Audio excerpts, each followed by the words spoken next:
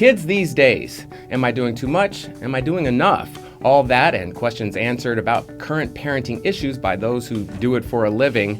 This is KTAR Eyes on Parenting. I'm Corbin Carson. Today, affluenza. We heard about it a lot with America's most hated spoiled brat, Ethan Couch. He used it as a defense in his intoxicated manslaughter charges. But we're not going to talk about that. We're going to talk about it from a parenting aspect. I'm joined by Christina Jimenez. She spends her days dealing with family, marriages, kids, etc. How are you doing today? I'm doing well, thank you. Thanks for having me. Thanks for joining us. And so the biggest question, let's dig right in. What is affluenza?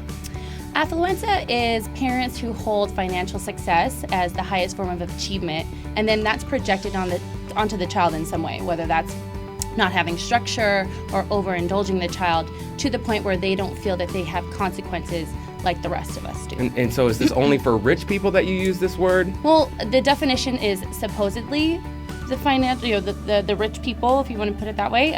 Yes, it's only for rich people. But it sounds sort of like, I guess it could be kind of like helicopter parenting. Tell me about how that's similar. So helicopter parenting would be your everyday parent who's over-involved and overcompensating in their parenting with their child. So that may include, the financial piece of buying things for them, but this person's also concerned with the emotional safety and physical safety of the child, where they're almost hovering to make sure that nothing negative occurs with that child.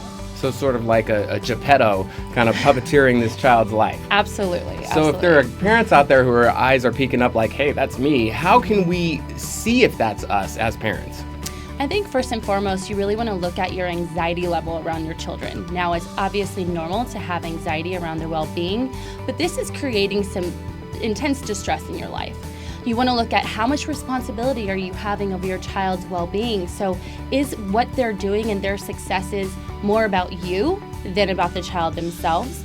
And then also look at, am I basing my worth on how my child performs? And if that is true, how am I attempting to control how they perform? So basically, am I more excited when they win, or am I more stressed out about their problems than they are? Yes, exactly. You want to really make sure, where is that boundary between my child and their successes and my own? All right, perfect. So lastly, what can parents do? What can they, just some quick tips maybe that they can do, and they say, all right, maybe I'm managing my kid's life a little bit too much. What are some easy things that parents can apply today to try to get their kids to think for themselves? Thinking about this, I thought that this is probably one of the best ways that parents can really help their children, is really teaching them to ask for help. Letting them know that we're going to give you skills to do things on your own, and then if you can't, I'm going to be there and you can ask me for help. Secondly, parents really need boundaries. They need to feel comfortable with children's disappointments. So whether that's failure or an issue interpersonally, they need to be okay with it, with the children having or experiencing that, but also then have a set of skills to get them through it and get them on the other end. And really look at your child, look at their strengths. They are fully capable of doing things on their own, and some things that they're not, that's an opportunity to learn, not to control. So I'm hearing, kick them out of the nest, cut the cord, let them fail or succeed on their own. All right, so you can kind of push them a little bit, be standing and watching. That's probably a little more appropriate. Perfect. So that's going to do it. KTAR Eyes on Parenting. I am a parent of 4, one in college, one in high school, one in kindergarten, and one in diapers. Chances are I'm facing a question you're facing. Hopefully we can answer those here. See you next time.